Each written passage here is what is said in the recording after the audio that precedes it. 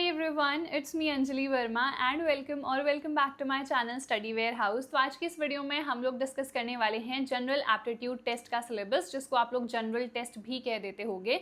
तो इसका क्या एंटायर सिलेबस है वो हम लोग देखने वाले हैं। देखो, जो ऑफिशियल वेबसाइट पे अपलोडेड है वो तो सिंपल सा सिलेबस है, जो उन्होंने ऊपर से लिख दिया है कि ये सारे टॉपिक्स हैं, पर आपको डिटेल में पढ़ना है, क्योंकि सिर्फ अगर मैं आपसे रीजनिंग कह दूँ, सिर्फ आपसे मैं क्वांट कह दूँ तो क्लियर नहीं है कि क्या क्या टॉपिक्स हैं, कौन कौन से चैप्टर्स हमको पढ़ने हैं। तो वो मैं इन डिटेल पूरा सिलेबस आप लोगों को बताने वाली हूँ। ठीक है, तो वीडियो को स्टार्ट करते हैं। सबसे पहली बात यार, जो सीयूईटी की ऑफिशियल वेबसाइट है उसमें तो ये पूरा जो सिलेबस है ये मेंशन कर रखा है। ठीक है, तो यहाँ पे जनरल नॉलेज आ गई, करंट अफेयर्स आ गए हैं, जनरल मेंटल एबिलिटी है, न्यूमेरिक एबिलिटी है, रीजनिंग हो गई, क्वांट यहाँ पे मेंशन कर रखा है, logical and analytical reasoning mention कर रखी है, जनरल साइंस हो गई, जीएस जिसको हम कहते हैं, एंड एनवायरमेंट लिटरेसी। ठीक है, तो यहाँ पर से बेसिक तो आपको समझ में आ ही गया है कि इसमें रीजनिंग भी कवर हो गई है, क्वांट भी कवर हो गया है, जो हमारी जनरल नॉलेज होती है हर एक चीज़ से रिलेटेड की, हिस्ट्री है, ज्योग्राफी है, जनरल साइंस है, वो भी कवर हो गई है यहाँ पे, है ना।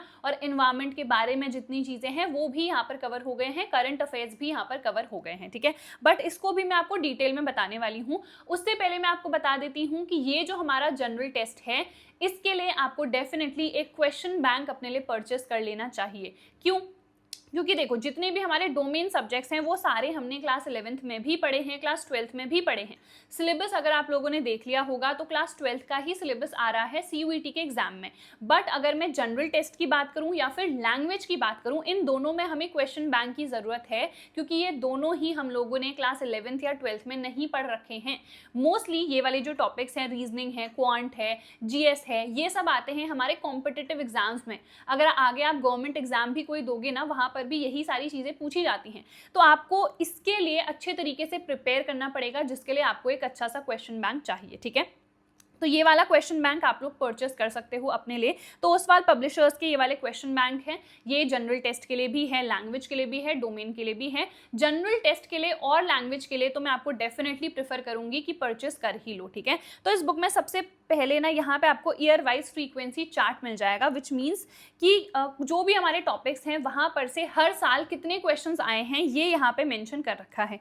ठीक है, उसके बाद यहाँ पे देखो, ये आप अच्छे तरीके से स्क्रीनशॉट भी ले सकते हो, या फिर जो लोग बुक परचेस करेंगे उनको तो खुद ही मिल जाएगा कि ये सारे चैप्टर्स आपको इस वाली बुक में मिल जाएंगे। और जिन लोगों को भी सिलेबस जानना है वो सिलेबस यहाँ पर देख भी लो। ठीक है, कि सबसे पहले हम जनरल मेंटल एबिलिटी की यहाँ पे बात करें तो हमारे पास वर्बल रीजनिंग है, नॉन वर्बल रीजनिंग है। अब इसके अंदर भी बहुत सारे चैप्टर्स आते हैं, बहुत सारे टॉपिक्स आते हैं, तो ये हैं वो हमारे सारे टॉपिक्स। ठीक है, आप लोग इसका स्क्रीनशॉट ले सकते हो। उसके बाद है नॉन वर्बल रीजनिंग, तो यहाँ पे हमारे पास सीरीज टेस्ट है, क्लासिफिकेशन टेस्ट है, वाटर इमेज टेस्ट है, बहुत सारे टाइप के क्वेश्चंस यहाँ पे हैं। ठीक है, तो ये सारे के सारे जो चैप्टर्स हैं यहाँ पे कवर हो रखे हैं। तो अगर इस बुक में आप लोग देखोगे ना, तो सबसे पहले तो जो भी चैप्टर है उसका जो बेसिक एक्सप्लेनेशन है कि उस चैप्टर में क्या क्या चीज़ें हैं वो सब आपको यहाँ पर मिल जाएंगे। ठीक है, इससे रिलेटेड जो भी एग्जाम्पल वाले क्वेश्चंस हैं वो भी यहाँ पे आपको मिल जाएंगे with proper solution.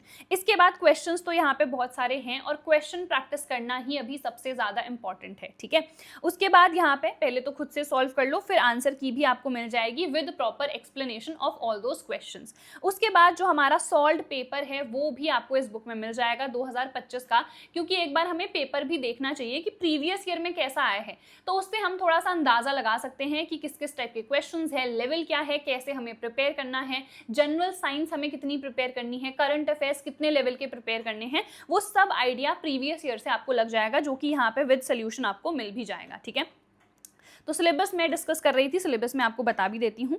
Logical and analytical reasoning है। ठीक है, तो यहाँ पे क्या क्या है ये सब आपको मिल जाएगा। उसके बाद आगे बढ़ते हैं, इधर पे हम लोग आ जाते हैं न्यूमेरिकल एबिलिटी। तो यहाँ पे बेसिकली क्वांट वाला पूरा सेक्शन है। क्लास 10th तक जितना भी आप लोग बेसिक पढ़ते हो ना, बस वही है यहाँ पे, कोई भी इंटीग्रेशन, डिफरेंशिएशन ये सब नहीं आ रहा है। तो जिसकी मैथ्स वीक है तो उसके लिए इट इज़ रियली गुड, क्योंकि आप लोग खुद एक बार क्वेश्चंस देखना क्वांट के, they are not at all difficult. ठीक है, तो ये हमारा पूरा यहाँ पे सिलेबस रहने वाला है। उसके बाद हम नीचे बढ़ जाते हैं। ठीक है, ये सारे टॉपिक्स आप लोग देख सकते हो यहाँ पे, you guys can take screenshot. Trigonometry भी कोई 11th 12th वाली नहीं है, जो बेसिक आप लोगों ने 10th तक की पढ़ी है कि sine square theta plus cos square theta 1 होता है, साइन 60 की क्या वैल्यू है, सो एंड सो, बेसिक एकदम। ठीक है, चलो उसके बाद है जनरल नॉलेज। अब जनरल नॉलेज में ज़्यादा डिटेल में क्या क्या टॉपिक्स हैं वो अभी मैं आपको दिखा भी देती हूँ सिलेबस में, ठीक है। और बाकी है हमारे करंट अफेयर्स। अब जो करंट अफेयर्स हैं वो आपको लास्ट 6 मंथ्स के प्रिपेयर करने हैं, उससे ज़्यादा नहीं आते हैं, ठीक है। देन एनवायरमेंट लिटरेसी, तो जैसे जो भी एक्ट्स होते हैं ना एनवायरमेंट से रिलेटेड, की कौन सा एक्ट कौन से ईयर में पास किया गया था, कौन सा बिल था, सो एंड सो, ठीक है। तो इस टाइप के हमारे क्वेश्चन आते हैं। थोड़ा सा इसको मैं डिटेल में आपको बता देती हूँ। तो ये है हमारा जनरल अवेयरनेस। तो सबसे पहले यहाँ पे इंडियन हिस्ट्री है, ठीक है। वर्ल्ड एंड इंडियन ज्योग्राफी दोनों ही यहाँ पर है। Then we have Indian polity, constitution से रिलेटेड क्वेश्चंस, इंडियन इकोनॉमी से रिलेटेड क्वेश्चंस। जनरल साइंस में अगेन क्लास 9th 10th तक की ही बेसिक साइंस आती है, ज़्यादा कुछ डिफिकल्ट नहीं आता है, ठीक है। Then we have general knowledge, ये तो बेसिक हो गया। आर्ट एंड कल्चर से रिलेटेड क्वेश्चंस आते हैं। कंप्यूटर साइंस एंड टेक्नोलॉजी से रिलेटेड क्वेश्चंस भी आ सकते हैं, ठीक है। तो ये हमारा थोड़ा सा इन डिटेल हम लोगों ने देख लिया है। अब कुछ हम यहाँ पे एग्जाम्पल देख लेते हैं, और ये सारे जो क्वेश्चन के स्क्रीनशॉट मैंने यहाँ पे इंसर्ट करे हैं ये सारे के सारे प्रीवियस ईयर्स से हैं। तो प्रीवियस ईयर्स आप लोग खुद भी चेक कर लेना कि किस किस टाइप के क्वेश्चंस हैं, ठीक है। तो देखो ये हमारा जो जनरल नॉलेज हम कह रहे हैं ना कि हमारा हिस्ट्री से भी आ सकता है, ज्योग्राफी से भी, सो इस टाइप के हमारे क्वेश्चंस आते हैं, ठीक है। करंट अफेयर्स देख लो, तो जैसे ये हमने 2024 वाला ले रखा था, तो 2024 से रिलेटेड ही यहाँ पर क्वेश्चन पूछा गया है, ठीक है। चलो उसके बाद आगे बढ़ते हैं। तो ये हमारा रीजनिंग हो गया, तो यहाँ पे रीजनिंग से रिलेटेड आपको क्वेश्चंस मिल जाएंगे। सॉरी, ये वाला रीजनिंग नहीं है, ठीक है, ये है हमारा क्वांट, ठीक है। तो क्वांट से रिलेटेड आपको यहाँ पर क्वेश्चंस मिल जाएंगे। तो ये पूरा क्वांट का पोर्शन हो गया। आप खुद देख रहे हो बहुत ही सिंपल है। Product of two numbers is this and one is 1/4 of other. तो हम एक्स वाई ये सब लेट करके करते थे ना, सेम वही क्वेश्चंस हैं, ठीक है। उसके बाद ये है हमारे रीजनिंग से रिलेटेड क्वेश्चंस। तो ये हमारे रीजनिंग से रिलेटेड क्वेश्चंस हैं, बहुत सिंपल होते हैं, कुछ भी डिफिकल्ट है नहीं, बेसिक नॉलेज आपको होनी चाहिए, ठीक है।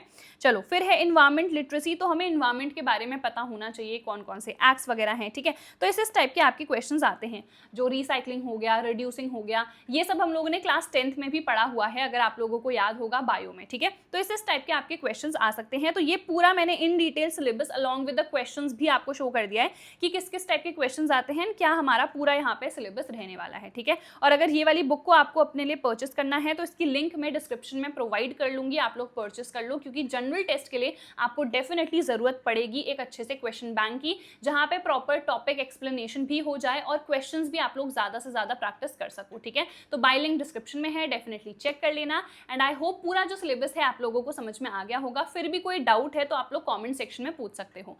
So that is it. हम लोग मिलेंगे हमारी अगली वीडियो में, तब तक यार अपना ख्याल रखना, CUET के लिए अच्छे तरीके से प्रिपेयर करो, और किस किस टाइप की वीडियोस आपको इस चैनल पे अभी चाहिए है फॉर CUET मुझे कमेंट सेक्शन में बता देना।